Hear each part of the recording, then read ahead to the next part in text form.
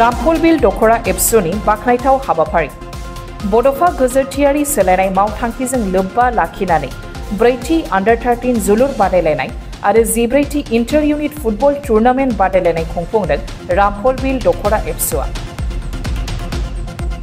क'क्राझार जिल्ला एबसुनि सिङाव थानाय रामफलबिल दखरा एबसुनि दैदेनगिरि आरो सोद्रोमाफोरा दिनै 3 जुलाइनिफ्राय जागायनानै फैगौ 9 जुलाइसिम दखरानि सिङाव थानाय कुमगुरी गामिनि गेवलां गेलेग्रा फोथाराव बड'फा गोजोरथियारि सोलायनाय मावथांखिजों लोब्बा लाखिनानै बे जोलुर बादायलायनायखौ खुंफुंदों। दिनै गिबि सानाव हाबाफारि बायदियै दुलाराय बर' फरायसा आफादनि फिरफिला बिरहोनायजों लोगोसे बड'फानि सावगारियाव बिबार बावनाय हाबाफारि लानायजों बे जोलुर बादायलायनाय हाबाफारिखौ खुंफुंदों। दिनैनि गिबि सानाव बेखेवगिरि आलासि महरै क'क्राझार जिल्ला एबसुनि आफादगिरि कृपेश दैमारिया बाहागो लादों। लोगोसे समाज सिबियारि गोख्रों फालांगि मनोरन्जन ब्रह्म आरो ओनसोलनि गोबां दैदेनगिरि समाज सिबियारि सानसुमै बिथांमोनहाबो बाहागो लायो। लोगोसे दिनैनि बे हाबाफारिजों लोब्बा लाखिनानै खौरांगिरिफोरनि सिगाङाव क'क्राझार जिल्ला एबसुनि आफादगिरि कृपेश दैमारि आरो रामफलबिल दखरा एबसुनि आफादगिरि बिजित कुमार ब्रह्मआ मा बुंदों मिथिना लादों।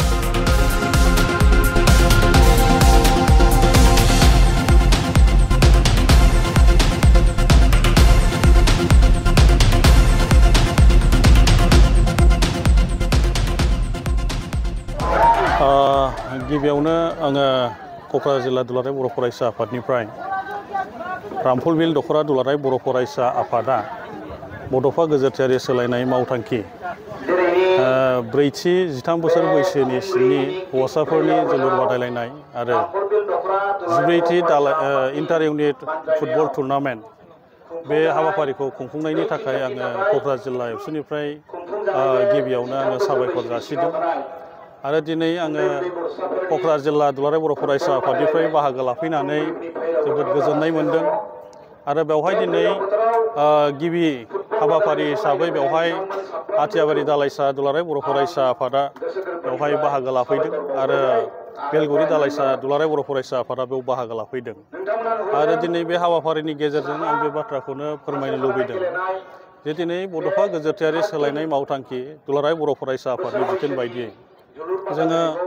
गासै जोंनि 21था दखरा बर' फरायसा आफादखौ जोङो बेखौ खुंफुंनो थाखाय जोङो खावलायबाय। आरो दिनै बे जोलुर बादायलायनायनि गेजेरजों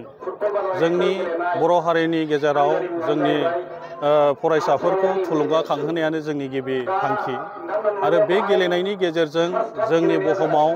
बर' हारिखौ सिनायथि होनाय आरो जोंनि बे ओनसोलाव जोंनि फरायसाफोरखौ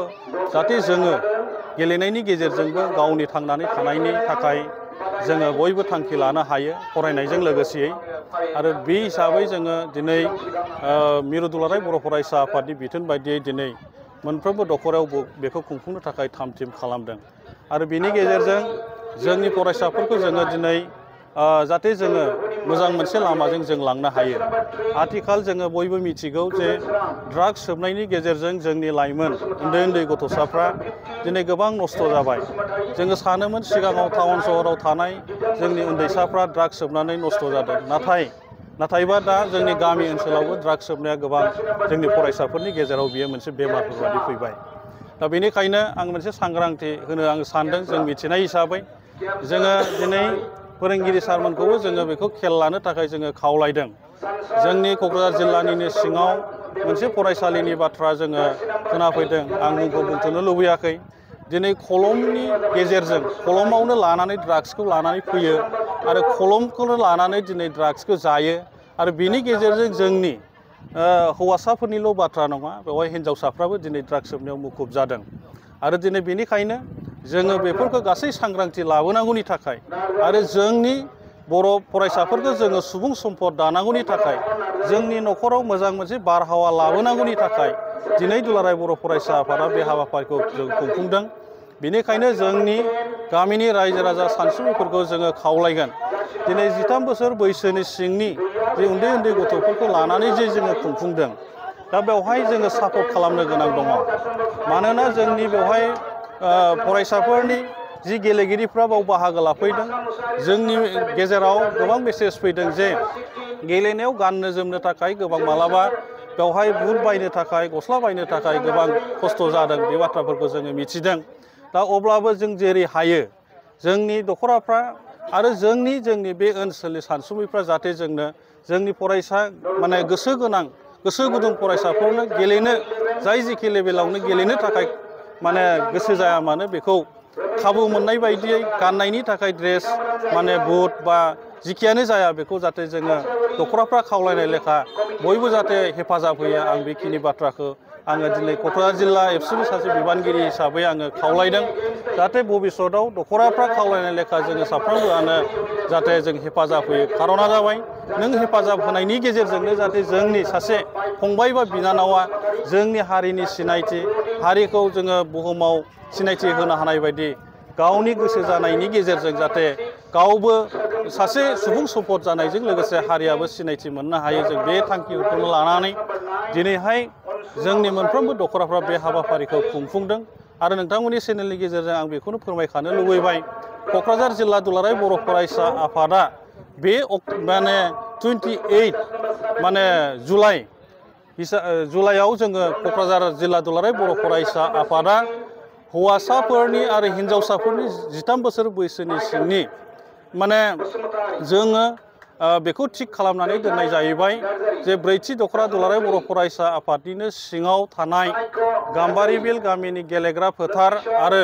थुरिबारि गामिनि गेलेग्रा फोथार जों मोननै फोथारखौ दिनै सेलेक्ट खालामनानै दोनदों दा बे हिसाबै बे मोननै फोथारावबो जोङो खेलाखौ जोङो खुंफुंनो थाखाय थाम थिम खालामबाय जाहाथे जोंनि मोनफ्रोमबो दखराया जाहाथे मैखोमै जोंनि बेवहाय हिन्जावसा आरो हौवासाफोरनि 13 बोसोर बैसोनि सिंनि जोलुर बादायलायनायाव बयबो बाहागो लानो हायो आरो साफ्रोमबो जोंनि क'क्राझार जिल्लानि सिङाव थानाय सानसुमैफोर आरो रायजो राजाफ्रा बे खेलाखौ जाहाथे मदद होयो आं बेखिनिखौनो नोंथांमोननि चेनेलनि गेजेरजों आङो खावलायबाय आरो दिनै रामफलबिल दखरा दुलाराय बर' फरायसा आफादा जिहेतु बेवहाय दिनै खुंगुरि गामिनि गेवलां गेलेग्रा फोथाराव हाबाफारिखौ खुंफुंबाय जाहाथे जोबजासिमहालागै मोजाङै मोजां खुंफुंनो हायो आं बेखिनिखौनो इसोरनि खाथियाव आर'ज गाबनानै जाहाथे आङो साफ्रोमबो गेलेगिरि फंबाय बिनानाव बिथांमोननिसिम जाहाथे जेबो माने दुखु खस्थ' मोननो गोनां जाया मोजाङै मोजां गेलेजोबनो हायो आं बेखिनिखौ खावलायबाय गोजोन्थों। नि बेन्दोंआव थानाय रामफलबिल दखरा दुलाराय बर' फरायसा आफादा दुलाराय बर' फरायसा आफादनिनो जे बड'फा गोजोरथियारि सोलायनाय मावथांखि बादियै जोङो देग्लाय ब्रैथि खेबनि थाखाय दखरानि बेन्दोंआव थानाय जोंनि जे उन्दै उन्दै फरायसाफोर बा 13 बोसोर बैसो सिंनि जोलुर बादायलायनाय आरो 14थि दालाइसा बाहागो जोलुर बादायलायनाय जे हाबाफारि बेखौ दखरानि बेन्दोंआव थानाय खुमगुरि गामिनि गेवलां गेलेग्रा फोथाराव दिनैनिफ्राय जागायनानै फैगौ 9 जुलाइ 2024सिम जोङो खुंफुंनो थाखाय दिनै बेखेवजेननाय हाबाफारि खुंदोंमोन आरो बे बेखेवजेननाय सानावनो जोंनि क'क्राझार जिल्ला दुलाराय बर' फरायसा आफादनि मानगोनां आफादगिरि कृपेश दैमारि सारा बाहागो लाफैनानै हाबाफारिखौ गावनि मेहेरगोनां बिबुंथिनि गेजेरजों बेखेवनानै होलाङो। दा जों दुलाराय बर' फरायसा आफादा जिहेतु जोङो बर' माहारियारि आफाद दा माहारियारि आफादनि जोंनि जे गुबै मावनो गोनां खामानि जोंनि जे थांखियारि नोजोर जोंनि जे केरेक्टार जोङो बेखौ माब्लाबाबो दसे समनि थाखायबो जोङो बावगाराखै जायनि थाखाय दिनै जोङो सम आरो थासारिखौ नायनानै गुबुन गुबुन हाबाफारि रनसायनानै खामानि मावदों। दा बे मोनसे हाबाफारियाबो जोंनि गेलेमु बिथिङाव जोंनि उन्दै उन्दै लाइमोनफोर बा जोंनि फरायसा फरायसुलिफोरखौ गेलेनाय बिथिङाव थुलुंगाखां होनायनि नोजोरजों जोङो बे हाबाफारिखौ बोसोरफ्रोमबो खुंबोदों। दा जों दिनै नुदों दुलाराय बर' फरायसा आफादा थांनाय 3-4 बोसोर सिगांनिफ्राय जेब्ला बे 13 बोसोर बैसो सिंनि जोलुर बादायलायनायखौ खुंजेनदों बेनि आगोल जोङो नायोबा नुयोमोन जे जोंनि जे फोथारफोर जोंनि गामिनियानो जा बा बबेबा ओनसोलनि फोथारफोर बे फोथाराव माने गेलेगिरिफोर माने थाङैनि थाखाय गेलेगिरिफ्रा फोथाराव गेलेहैनि थाखाय जोंनि फोथारफोरा दिनै हाग्रा दुजोबनाय बा बेबायदि मोनसे मैला मैथा जाबायमोन। नाथाय जेब्ला जोङो बेखौ थांनाय 3-4 बोसोर सिगांनिफ्राय दुलाराय बर' फरायसा आफादा फुरा आसाम नाङै 13 बोसोर बैसो सिंनि जोलुर बादायलायनायखौ खुंबाय जोङो दिनै नुबाय जोंनि फरायसाफोर जोंनि गेलेगिरिफोरा दिनै फोथाराव ओंखारनानै जोलुर गेलेनायावनो जा गुबुन गुबुन गेलेनाय बिथिङावनो जा दिनै माने बयबो लोब लोब ओंखारबोदों। जोंनि ओनसोलावबो बिसेसकै रामफलबिल ओनसोलाव दिनै जोंनि मोनफ्रोमबो गामिनि फोथाराव बा ओनसोलारि फोथाराव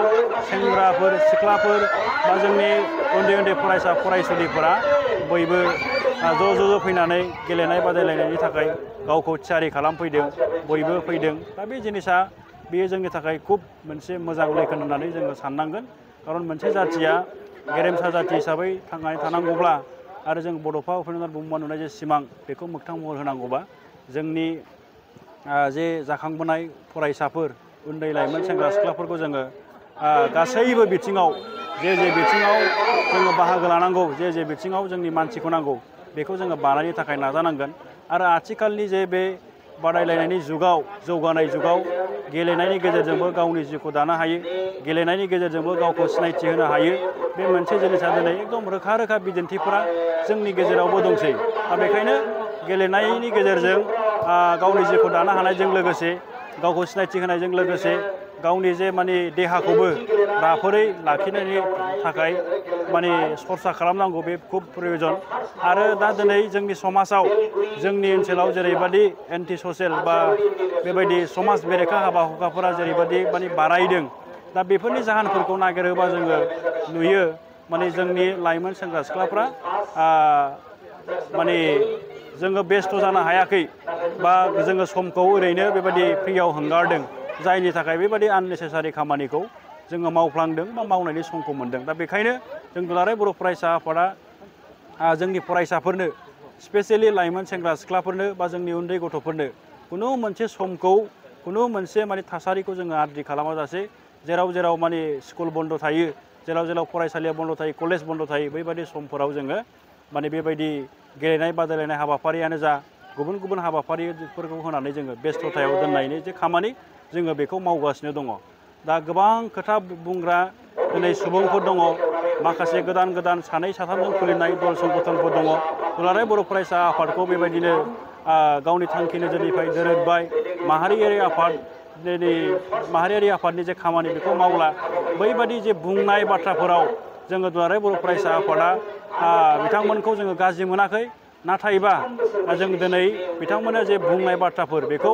खुगाजों नङा जोंनि खामानि मावनायनि गेजेरजों जोंनि हाबाफारि लानानै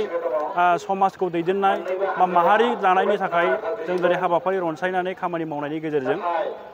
जोङो बिथांमोननो बे मोनसे मेसेजखौ बा बेबायदि जोंनि जे माने रादाबखौ जोङो दिनैबो हरदों। दा बेखायनो जों खावलायगोन खोथा बुंनायखौ माने खम खालामनानै हायोब्ला बयबो प्रेक्टिकेलि फोथाराव बबे बबे बिथिङाव माने जोङो प्रेक्टिकेलि ओंखारनानै खामानि मावनांगौ दङ, बैबादि फोथाराव खामानि मावनो थाखाय आङो दुलाराय बर' फरायसा आफादनि जानानै बैसोरबादि सुबुंफोरखौ बैसोरबादि गेदेमा सुबुंफोरखौ खावलायहरनाय जाबाय।